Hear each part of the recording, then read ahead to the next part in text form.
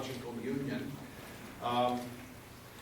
Bill does a wide variety of things that I would call social ethics. I don't know if that's the technical term or not, but definitely issues of justice and the common good, matters of peace, and has had extensive experience in East Africa and various kinds of activities. He sits on the editorial board of the Journal of Christian Ethics and Theological Studies, which is a Jesuit theological journal. He's published a book called The Ethics of Our Climate, Hermeneutics and Ethical Theory. Now, I know what hermeneutics is, but did you address global warming? Bill O'Neill. Let's welcome Bill.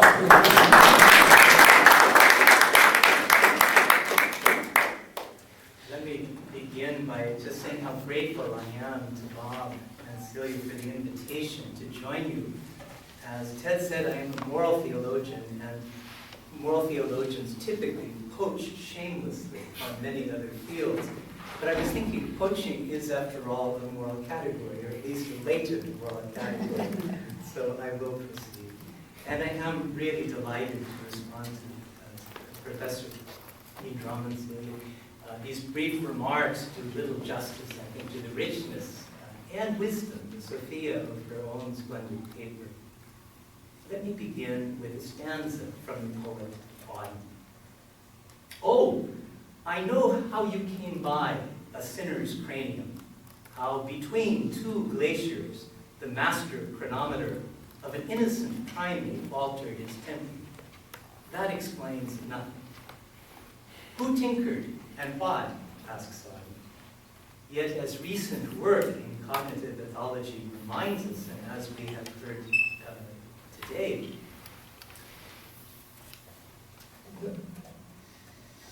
the tinkering itself is hardly perspicuous. That is, there's no firm, bright line that separates the Cartesian res cogitans from the natural domain of the res extensa. Indeed, the biogenetic continuum with our brutish selves sets the stage for any evolutionary theology that would explain who and why. In the brief time allotted to me, let me say a word then about the moral and theological implications of our extending the moral domain to sentient, not human creatures. Extending the moral domain. The innocent primate alters its tempo. Emergent difference on such an evolutionary scale is consonant, one might even say presumes continuity. That is, that our non-human forebears bear the traces or moral latency of what we come to regard as distinctively, if not uniquely, human. The worry that we must be unique seems uniquely our own. Sentient animals can suffer, they say, and thus merit moral consideration. But can they sin? Or rather, in Professor Dean Drummond's more precise terms, do they betray the shadow Sophia in their world as we in ours, respecting always the difference that undergirds analogy? We need not, as the philosopher Thomas Nagel chides us, necessarily imagine what it is to be a bat, to recognize pertinent analogies. Yet anthropomorphisms are, in this respect, I think, less hypotheses to be verified than heuristic metaphors or tropes guiding our inquiry. There is, I think, a difficulty, perhaps encountered already today, how our very assessment of the object domain of moral behavior already reflects, perhaps necessarily so, our prejudgments about what counts as morality. And such an extension of the moral domain with which I concur then does not leave the sense of the meaning moral untouched. With the reinscription of moral anthropology in nature cosmology, the deontological rhetoric of modern rights is necessarily subsumed within a broader naturalist account of flourishing. And a brief excursus here. the deontic discourse of rights has, I think, in many ways become the coin of the realm.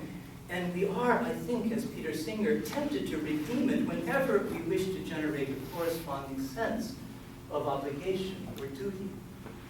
Our liberal patrimony, the dominant discourse of rights, our rights talk, however, typically presumes the Cartesian dualism of the res cogitans and res extensa, emerging as it does from modern skepticism regarding the full or comprehensive notion of the good, that is, the eclipse of teleology.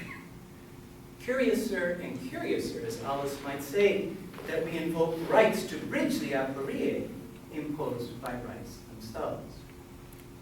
Now, novel as it is, I think what we might call the postmodern teleological or even eudaimonistic turn in Cillia's marvelous paper bears the traces of Aquinas' pre-modern metaphysical teleology.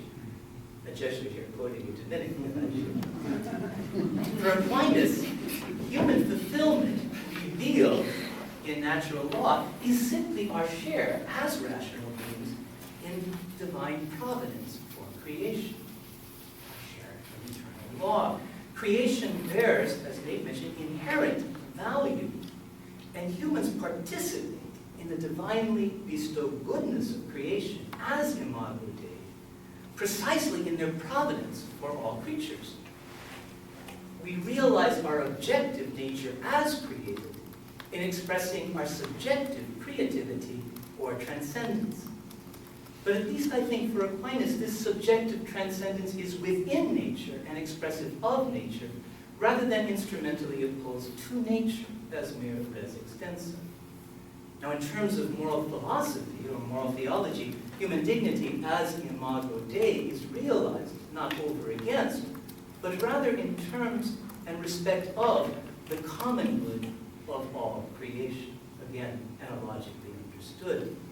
What we might call such a cosmological reinscription of moral anthropology permits us to speak, in Professor Dean Drummond's felicitous words, I think of anthropogenic evil, which he defines as evils that lead to suffering in the non-human sphere that arise out of human actions.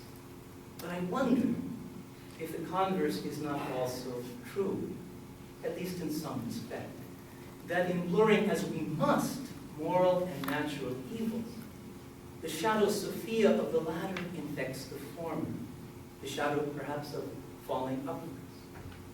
In traveling throughout Rwanda a year after the genocide, I was confronted with an evil of such a scale that simply beggars the imagination. Such evil, neighbor-killing neighbor, can never be justified, and the architects must certainly be called to justice.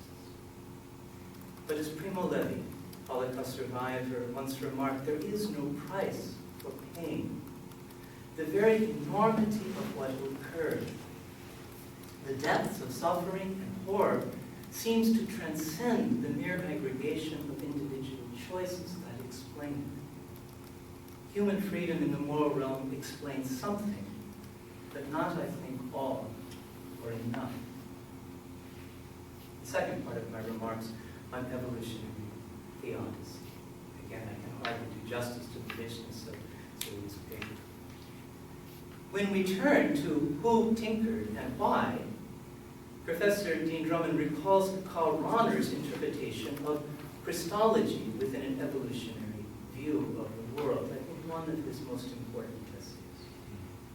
Christ, as God's gracious self-bestowal in love, proceeds from the Father in divine ecstasis, but just so as the divinely human Word returns creation to the Father. Christ recapitulates the exitus et reditus of creation in Thomas Aquinas' Summa Theologiae. Ecstasis, ecstasy of the Logos, becomes revelation in word or utterance. Indeed, for Rahner, creation is enfolded in God's gracious self-communication. Ontologically, the divine self-bestowal is prior to creation, so that ab ovo, in the words of the poet Hopkins, the world is charged with the grandeur of God. Now, in a fallen world, moreover, divine self-bestowal I would submit, ecstasis of the word becomes canonic. Self-communication in love becomes cruciform precisely as redemptive. Love suffering because it is love. And perhaps we might thus gloss the ancient Christological hymn in Philippians 2 that the one who empties himself on Calvary is exalted. Kenosis become exaltation. I'm enough of a Rahnerian to be in awe of such a magisterial theology. But I must say, enough of a Jesuit to pose a few questions. I've argued elsewhere, and at somewhat greater length, that there is, I think, a certain discrepancy between Rahner's ontology and his epistemology. And it is this discrepancy, I believe, that underlies Professor Dean Drummond's illuminating critique of Rahner. Traces of Kant appear in Rahner's early philosophic inquiries into what he describes as a transcendental deduction of pure nature as a remainder concept to res begriff, necessitated by the Kantian epistemological problematic of deriving or deducing the conditions a priori of the possibility of knowing in general. In Rahner's terms, pure nature, this is his language, exhibits what he calls the potential obedientialis, or obediential potency for divine self-communication, the supernatural existential, but preserves the gratuity of grace. This rather baroque terminology is intended to show that from the very beginning, the world is graced by God's love. But to preserve the utter gratuity of grace, Rahner posits as a kind of thought experiment, but a sense of nature which would be meaningful, even had God not communicated the Logos, God's self, in Jesus. Professor Dean Drummond cites Edwards, and I quote here again, that in light of suffering and evil,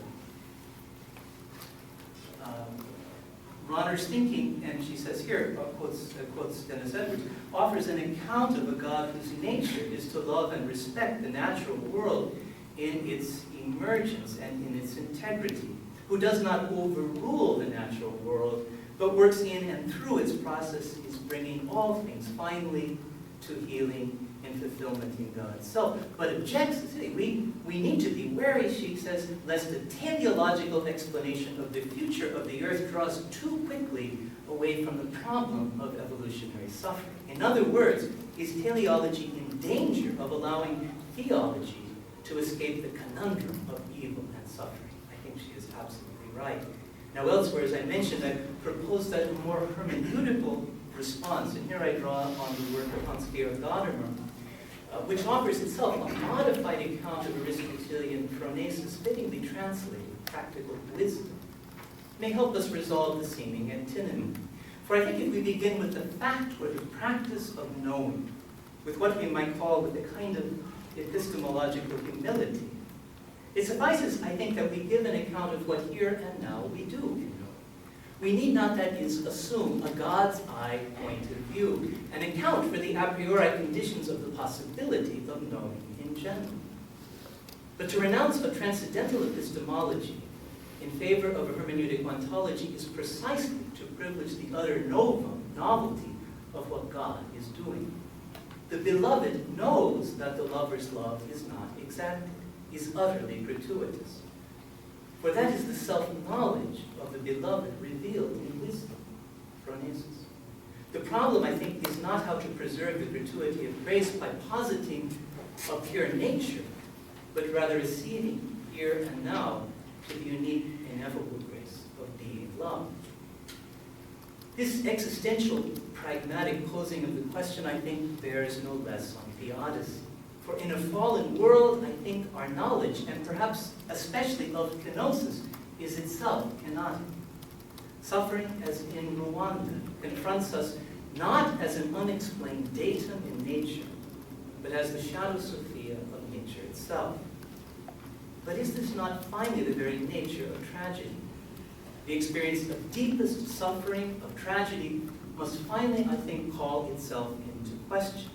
If we see in suffering only shadow, horror, wretchedness, then silence is all.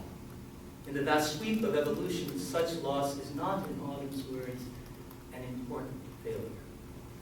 And yet I think the question that prompts the Odyssey is deeply personal, existential, that silence is not awe, that wretchedness is not merely wretchedness, but always ineluctably tragic.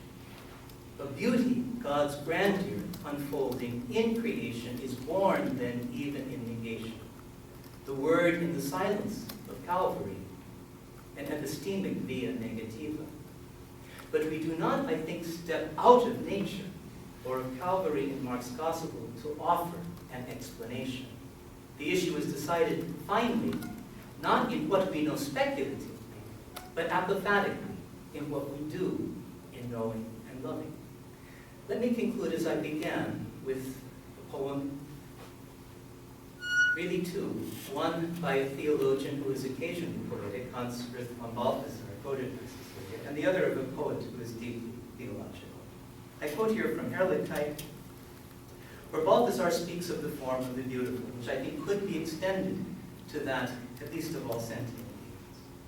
And although finite and worldly, says Balthasar, this form must die, just as every other beautiful thing on earth must die. Nevertheless, it does not go down into the realm of formlessness, leaving behind an infinite tragic longing, but rather it rises up unto God as form, as the form which now in God's own self has definitively become one with the divine word and light which God has intended for and bestowed upon the world. The form itself must participate in the process of death and resurrection, and thus it becomes coextensive with God's light word, or wisdom, perhaps. And finally, to conclude, as I began with a poem, this is Gerard Manley Hopkins, the Jesuit. The end of his poem, that nature is a Heraclitean fire and the comfort of the resurrection. Man, how fast his fire dint, his mark on mind is gone. Both are in and unfathomable, all is an enormous dark drown. O pity and indignation. Man's shape that shone sheer off to several a star, death blots back out. Nor mark is any of him at all so stark, but vastness blurs, and time beats level. Enough, the resurrection, a heart's clarion, away griefs, gasping, joyless days, dejection, across my foundering deck shone a beacon and eternal flame. Flesh fade and mortal trash fall to the residuary worm. World's wildfire leave but ash in a flash, a trumpet crash. I am all at once what Christ is, since he was what I am, and this Jack Joe poor patch matchwood, immortal diamond is immortal diamond.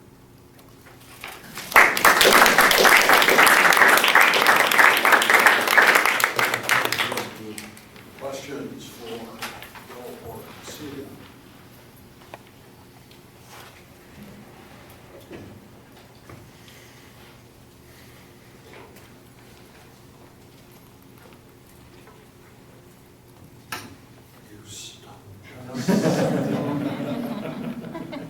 I like what you say, what you do.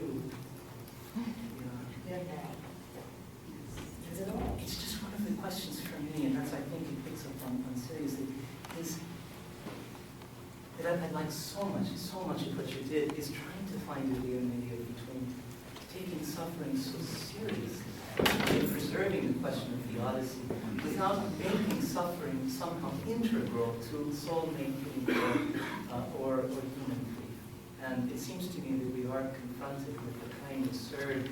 And I guess what I wanted to suggest, I want to read her earlier work down, because I think her appeal to prudence or phronesis is so important in recovering precisely this self-implicating ontology. I think for Aristotle, the difference between mere technical reasoning and phronesis or practical wisdom is precisely that what we are making is ourselves. And I think we do that in the context of relationship. But this has the implication that we can never stand outside of that relation and give a purely categorical or apodictic account of it. It's that tension, I think. And for me, it's the sense in which if tragedy is grace, there's a sense in which grace itself is tragic. And we can't somehow parse that. Perhaps we can look at it from either perspective, but it seems to me extraordinarily important to hold on to hold on to both. Now, I know so much more can be said, and I don't mean this as a kind of question begging to say we don't ask the question. It's simply that we don't answer it too quickly. I think that's partly what you were urging us. Can I ask you Please, this yes. one? I particularly like the way you weave in some poetry into your thinking, because I think sometimes the language of narrative is insufficient in dealing with some of these complex issues. And actually, the quote you used from Gerald Manley Hopkins, I also cite at the very end of my Wonder and Wisdom book, the same one. So I think they sort of accidentally sort of think along similar lines. And but I'd like to take you back really to your own thoughts on your experience around it and how that sort of, you mentioned something about evil there being a corporate or the sense in do you see it almost like the principalities and powers that's talking about in Colossians? People would speak of it that way. Yeah, you see, they spoke of it as almost a demonic presence. And I find that very difficult, but it's just, when you see their particular, where you had 800,000 people killed in the space of 3 months, beginning on Easter Wednesday, 1950, where neighbor killed neighbor. And then you begin to look at the individual cases that you had the sociopaths, you had those, I think, that truly did deliberately great evil, including some religious races. But for many, I think it was a cravenness. It was caught up in mob psychology, in which, yes, there's freedom, you have the traditional tribunals, trying to reintegrate people into society. But I just think there's a sense of mystery of evil. It was a country of ghosts when I was there in '95. And I think to try, I guess my point was, I think you're, and I want to think much more about this, but your comment of evil is as a kind of middle path. I didn't see it as a choice between moral evil and natural evil, but simply showing something of the continuum.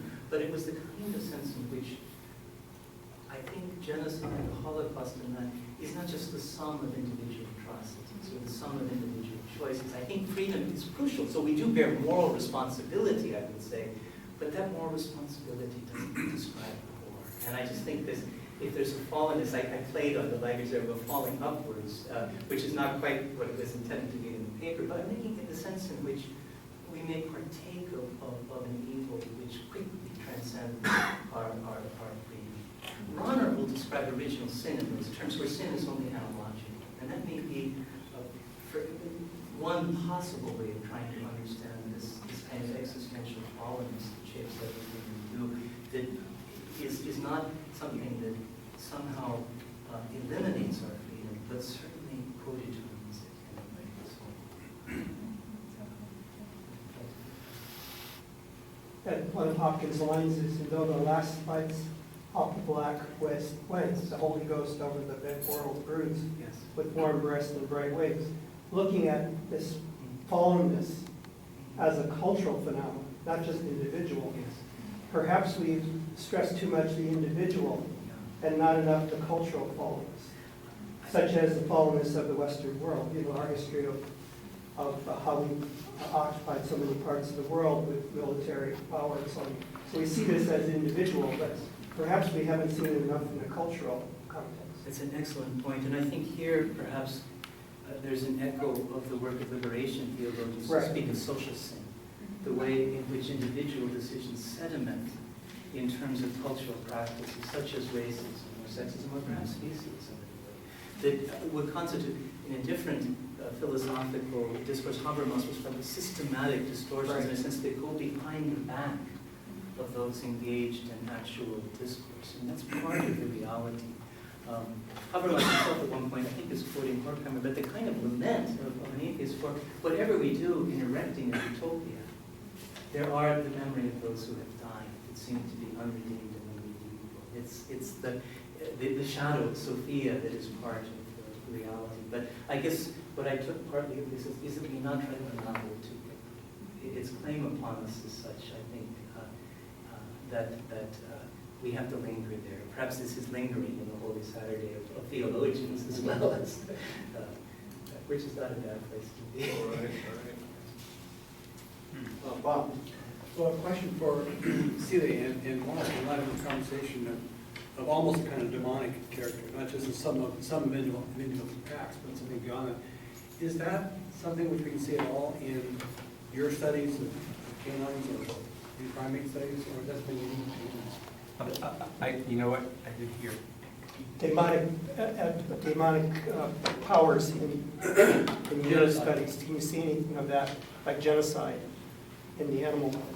Well, there's infanticide, where male lions often come. Well, it's questionable how often male lions come into a group and kill infants so that they can reproduce. You could argue that they're doing that in the service of their own reproductive potential, because if the young don't die and the females don't mate, then they don't do that. And siblicide, yeah. And Oliver was saying, in some bird species, you'll see the older sibs toss the younger sibs out, but that's usually driven by competition for food and, once again, survival. But even when you see it, if you look at it as the percentage of species who exist or the percentage of behaviors they perform, it's really low. I just meant to say this morning, Bob Sussman and Robert Garner and some other people actually combed the literature looking for the percentage of affiliative versus, say, non-affiliative behaviors in animals, the monkeys and great apes. It's in my book. I can't remember the numbers, but across the board, it's over 90% of their behavior is affiliative, cooperative, cohesive, greeting, play. Yeah.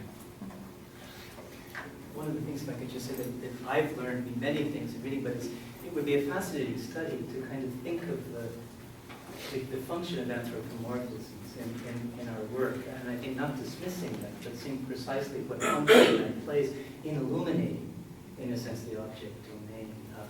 I would find that quite helpful. Again, not as I say, a hypothesis to be verified, but rather as a way of adequately describing the object domain such that we could venture some sort of explanatory hypothesis. But the problem is the initial description. What is it we're seeking to explain? And that seems to be a bit elusive sometimes, even in our conversation here, exactly what we mean by moral, for instance, which I think is quite legitimate. I just wrote a paper with a woman called Behavioral Prompts to Anthropomorphism, which explains that question. No, because it's a big question. Why do we do it? Exactly, that's it. So thank you. I'd love to see that. And it's interesting. Yeah. It's interesting how I think more people like it than not, I think. But I can tell you the opponents are pretty vociferous.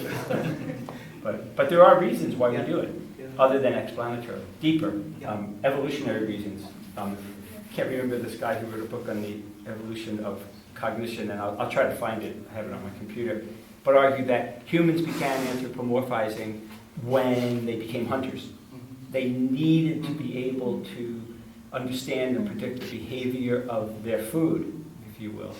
And that's how they... And what I see is it does raise the question of kind of the scope and limits of analogy. Yeah. I think of Nagel's work on what does it mean to be a Yeah. man, kind of testing the cognitive limits of such imagination. I think both can be true.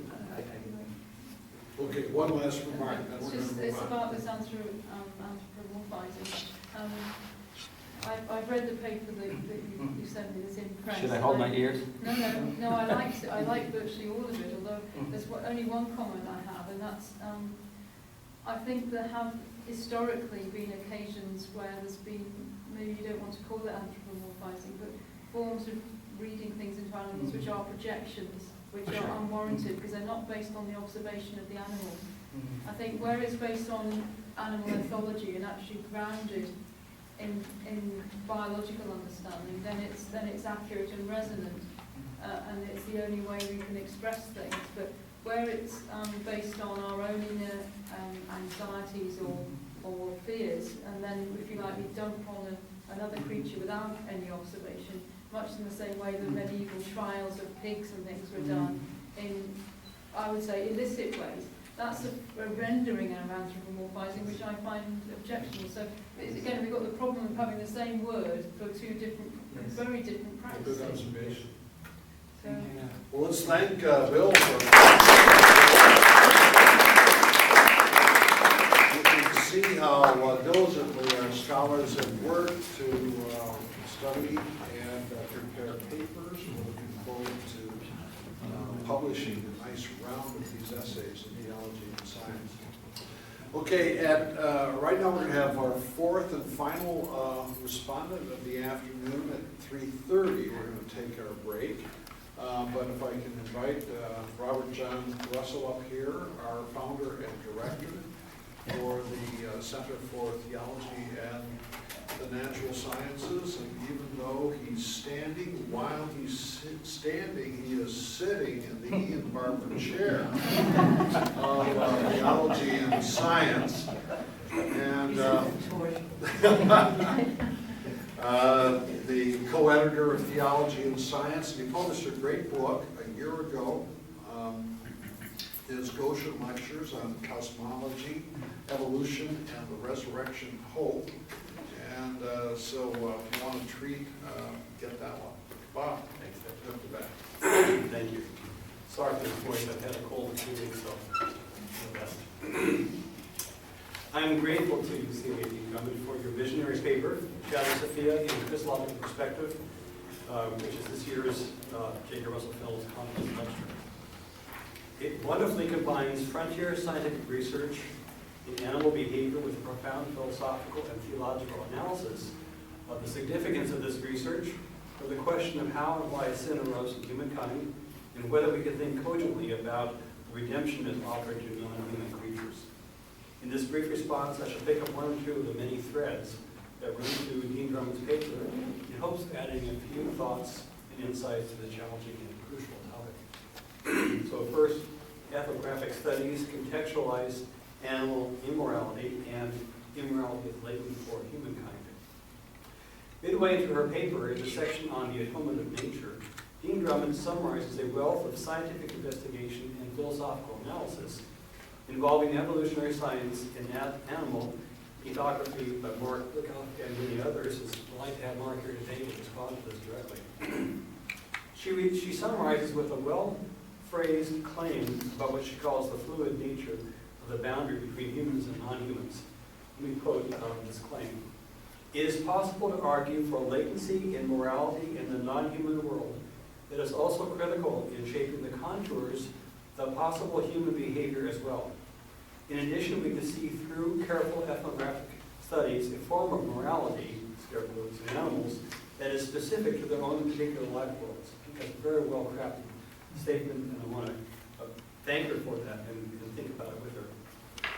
Her claim draws on much of her preceding paper. At the outset, Dean Drummond argued that suffering, death, and extinction in nature have led some theologians to speak of natural evil. I will return to this problem later in my response. Dean Drummond also writes that recent ethnographic studies compel us to think about something which could be called, quote, latent moral evil and latent virtues in the non-human animals.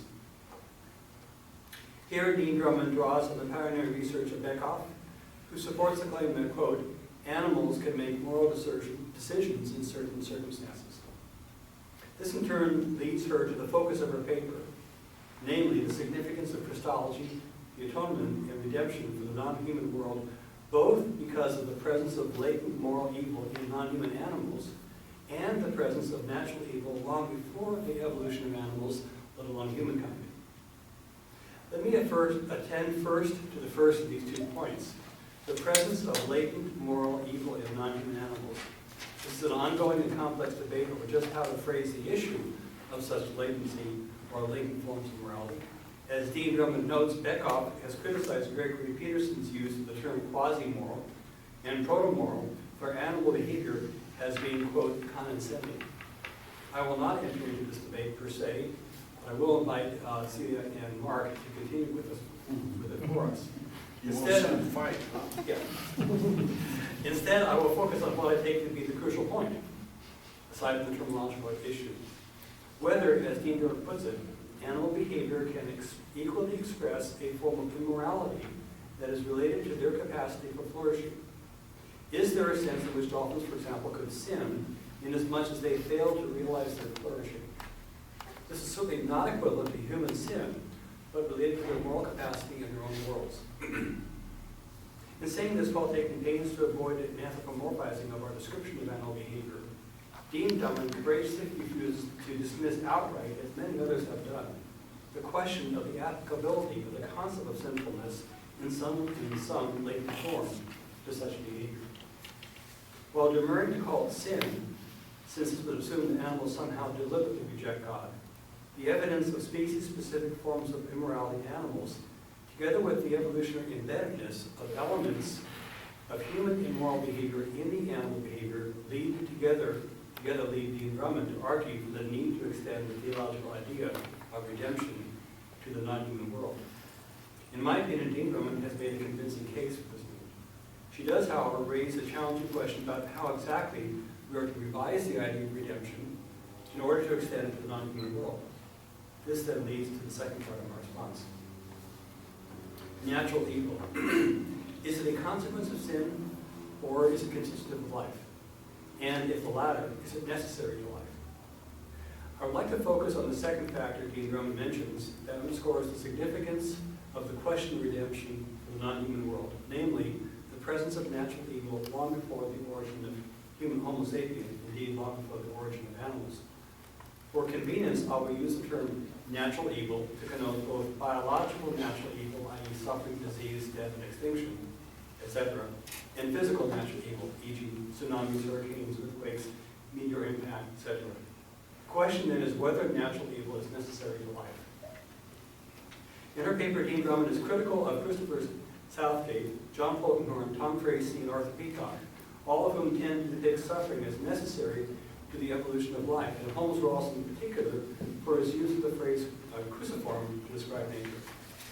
According to Dean Drummond, I suggest that using the language of necessary suffering is somewhat misleading, for it implies that suffering is required as part of the overall process, including processes in the far-flung future.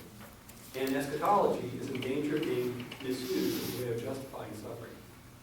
It implies that suffering is a principle that is inevitably built into the universe in a way that cannot be challenged. I support Dean Drummond's position that suffering in nature should not be considered necessary in principle to the processes of life, and I want to underscore the importance of this point in revising a theology of redemption. In my opinion, if we spell out Dean Drummond's implicit position, what it does is guard against two closely related and problematic alternatives. Both start with the unassailable claim that natural evil is not a consequence of the fall. Instead, it is constitutive of life.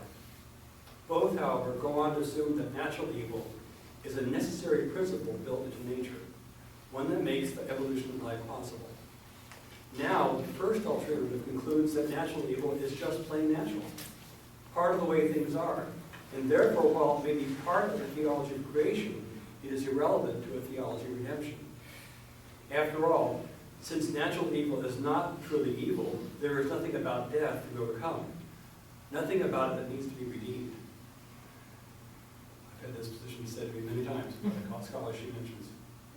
But if this were true, we would have an Easter that ignores the cross and Good Friday. Dean Drummond's position also guards against another problematic alternative. If we see nature as in principle cruciform, we might acknowledge life's suffering as tragic, but we would not view it as redeemable. This means we'd have an Easter that incorporates the biological horror, moral betrayal, and theological blasphemy of Good Friday without overcoming it. In response to both of these alternatives, Dean Drummond argues that natural evil is not necessary to life because our eschatological hope for life is for life without natural evil. From this perspective, she can rule out both of the preceding alternatives. Easter does not ignore the cross, nor does it eternalize its horror. It overcomes it. I believe Dean Drummond's move to eschatology is right on target. If there is to be a new creation in which we will live with neither moral nor natural evil, then neither moral nor natural evil can ultimately be necessary for life. They cannot be irremovably built into the warp and woof of life itself. It is not that we will not die in this life, but that we will live again without dying in the eternal world to come. And I'd like to quote Pannenberg on this. This is precisely the point that Wolfhard Pannenberg makes in his intricate discussion of sin and death in the Systematics Volume 2. He begins it by recognizing that, quote, Death seems to be an ineluctable consequence of our finitude, not our sin. All multiple-celled life must die. Indeed, he points out that even Karl Barth makes a link between finitude and death, arguing that we die by nature. But then, in a striking move, he argues, in a way quite similar to Dean Drummond's eschatological concern, that, quote, against the thesis that death is natural on account of our finitude of human life, there is, however, a weighty theological argument. Christian hope expects a life without death. 1 Corinthians 15:52. The finitude that is part of creature life will not be set aside by participation in divine life. It follows, however, that finitude does not always have to include mortality. The eschatological hope of Christians knows a finitude of creaturely existence without death. Hence, death cannot be a necessary part of the finitude of creaturely life. Direct quote from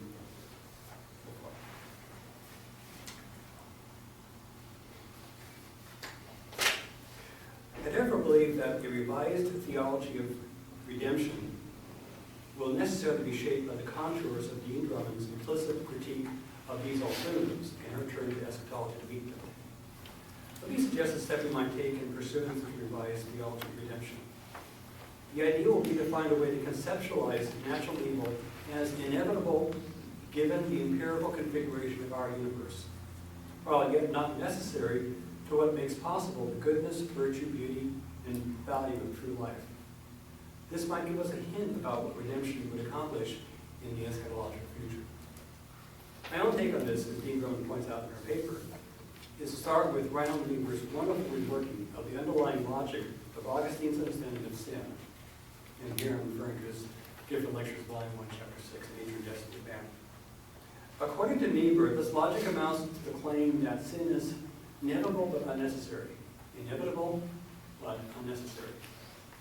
Its being unnecessary guards against the Manichaean demonizing of nature, and its being inevitable distances us from a Pelagian reliance on ungraced human freedom. Elsewhere, I have written that Niebuhr's phrase can be extended downwards to the underlying levels of biology and physics, which condition life as we know it today, and backwards in time through the history of life on Earth, all the way, in fact, to the beginning of the universe.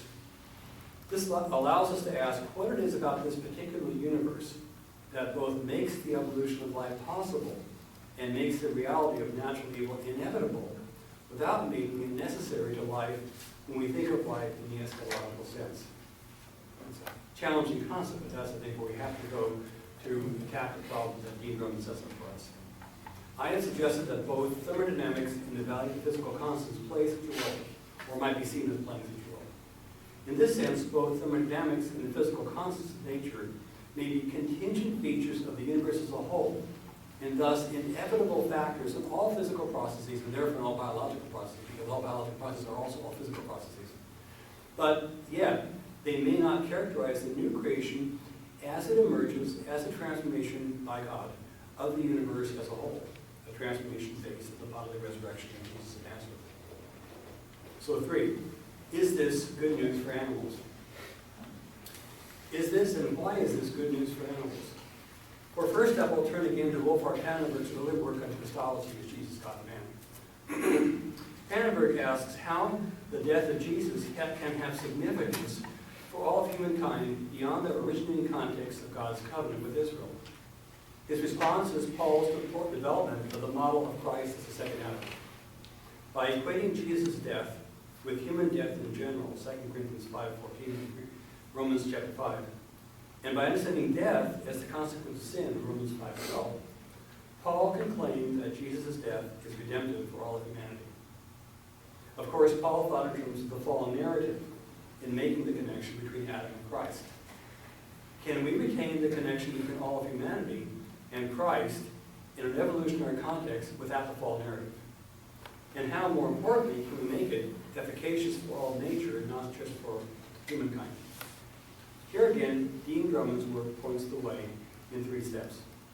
First, she draws on Mark Beckoff's ethnographic research together with the theological writings of Shigi Baldkopf and Hans von Balthasar. to write that, quote, the fall needs to be seen as the culmination of tendencies already latent in the natural world. Quote.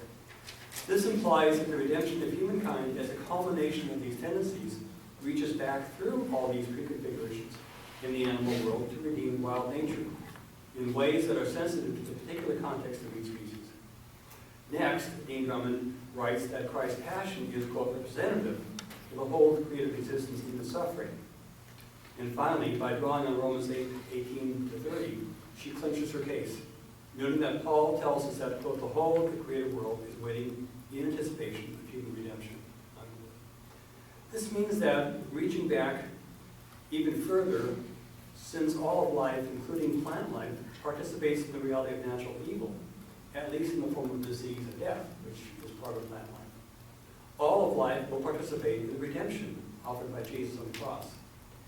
Finally, the representational view of atonement that Dean Drummond offers seems a particularly fitting way of conceptualizing the significance of death of Jesus as good news for the whole created world, since this is the world, in fact, that Jesus presented on the cross.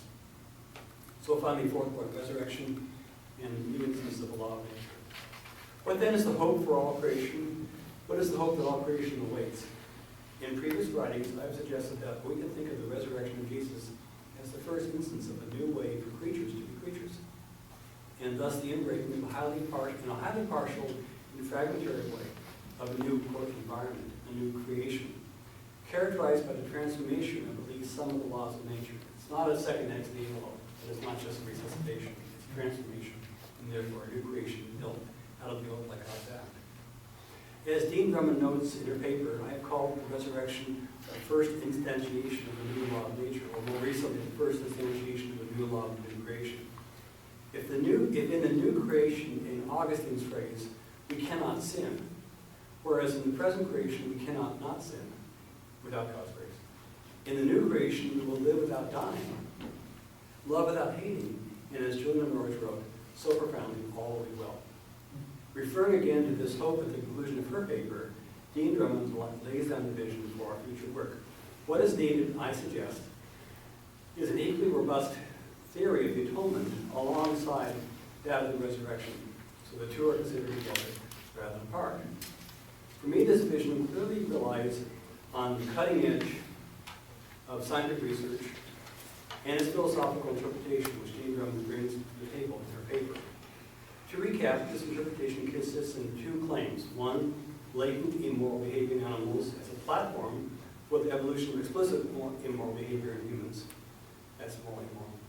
And B, contextualized moral behavior in animals that is inherent in their life worlds and shaped by the contours of their genetic heritage, mental and affective capacities, and physical, social, and ecological environments. It calls for a representational theory of the atonement, which allows us to include not only all of humanity, but all of creation in the redemptive work of Christ on the cross, and in the eschatological hope of the Easter event. It insists that moral and natural evil are real, but not necessary. That Easter hope is for a new form of life in which moral evil is vanquished and virtue is ubiquitous, and in which the natural evil that tarnishes the present and young is replaced by an unmitigatedly good creation. Dean Drummond has offered us an elegant hypothesis in the interaction between theology and science, one which I celebrate this Lent in anticipation of Holy Week and Easter, and for which you see I'm truly grateful. Thank you.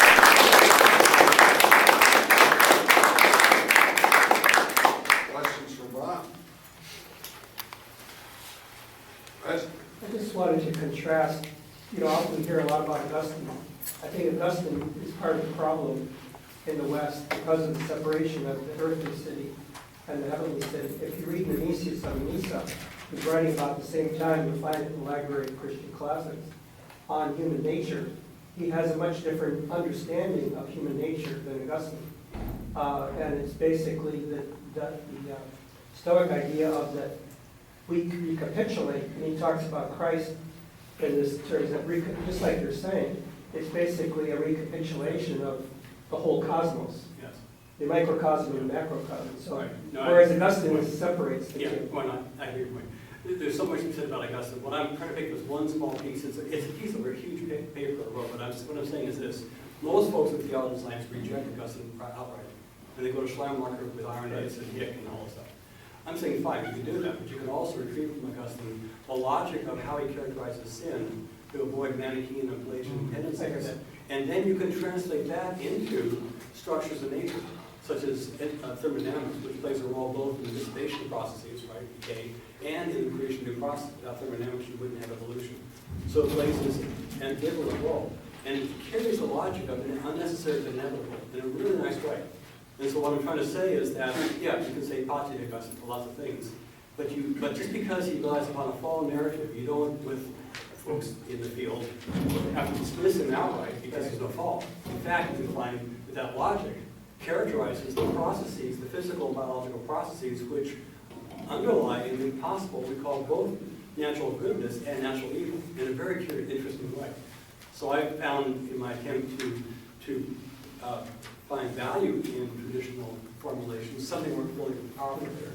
And I think Celia has done the same sort of thing in finding this latency in nature. 4.4 billion years ago, before we had life on Earth, we had only physics. Yes. Was there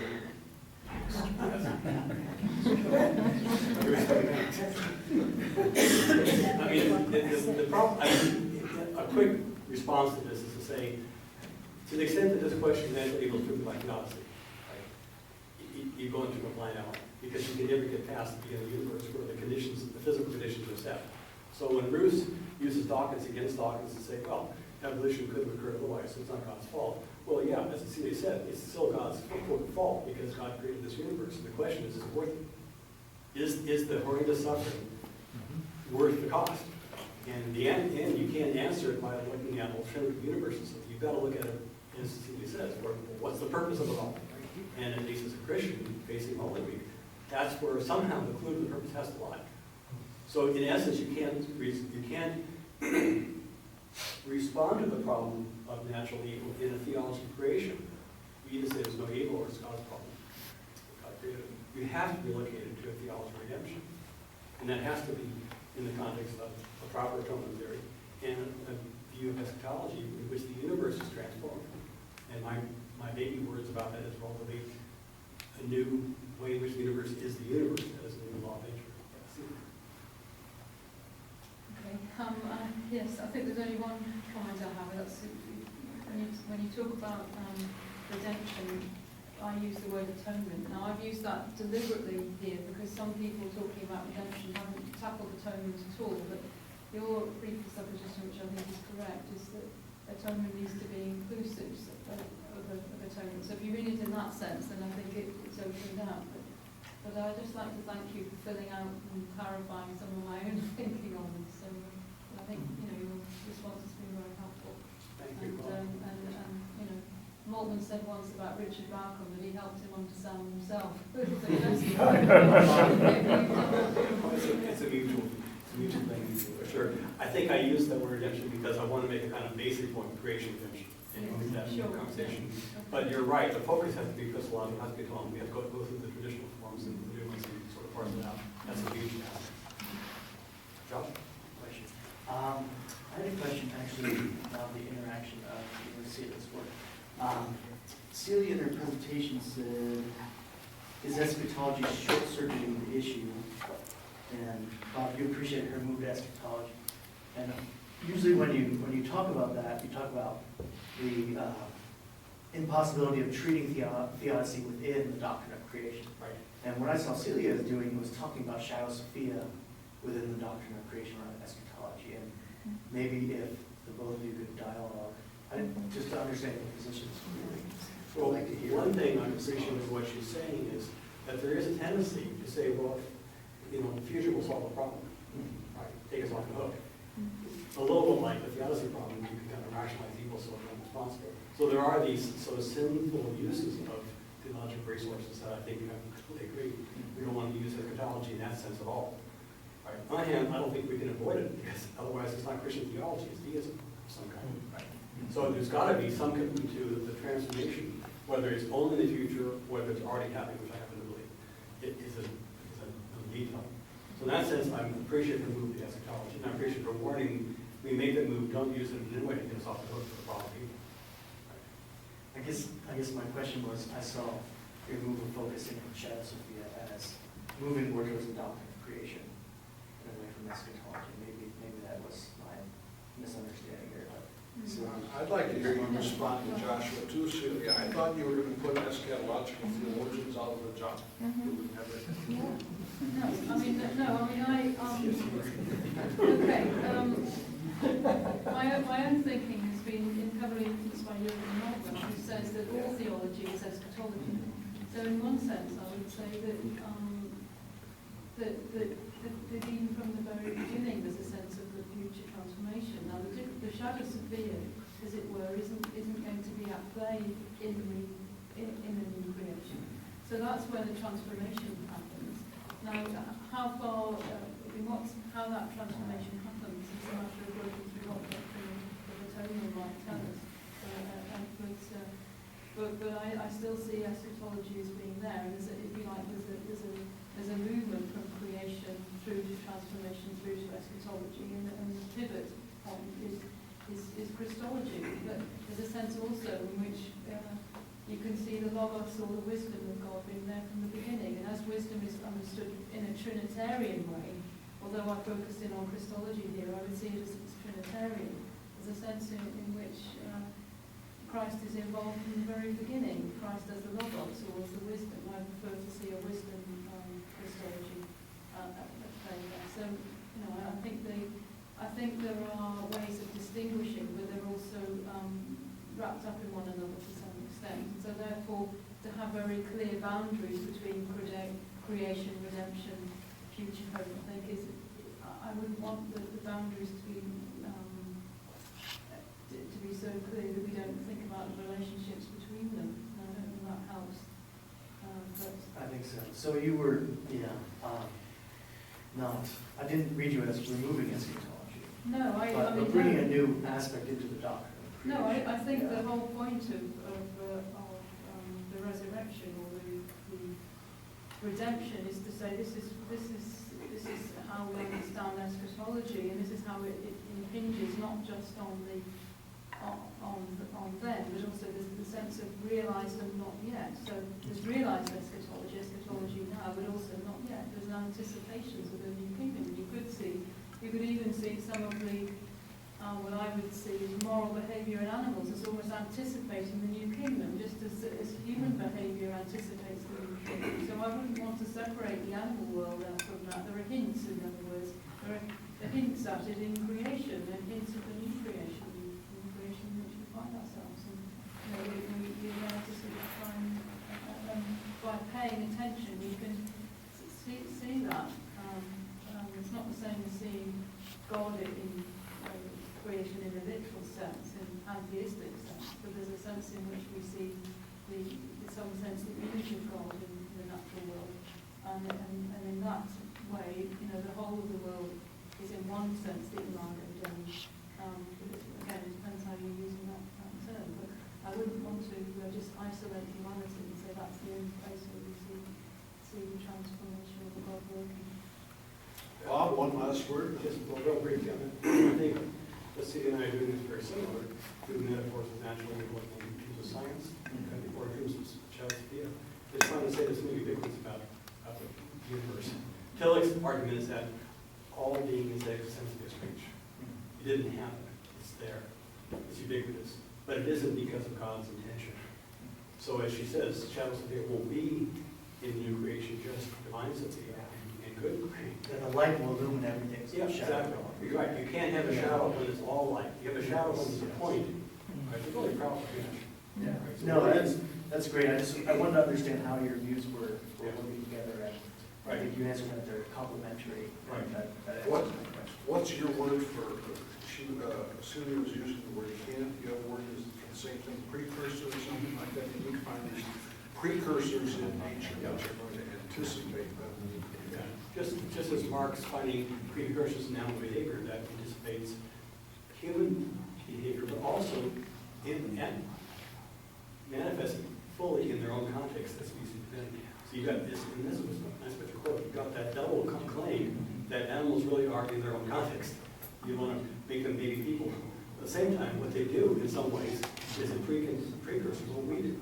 So you have to work both sides. And I like what you're doing with Marcus doing because it brings out that much more rich dialectic than just saying, well, we emerge out of it. Well, we're going to take a break until 4 and take a walk, come back, take your seats at 4, and let's thank Dr. West.